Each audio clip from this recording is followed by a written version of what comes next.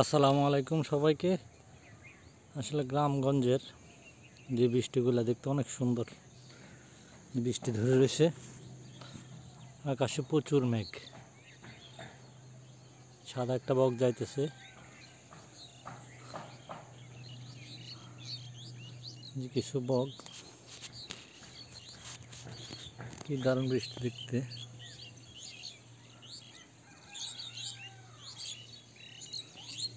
তো কে কোন জায়গা থেকে দেখতেছেন কমেন্ট করে জানাবেন। প্রচুর মেঘ।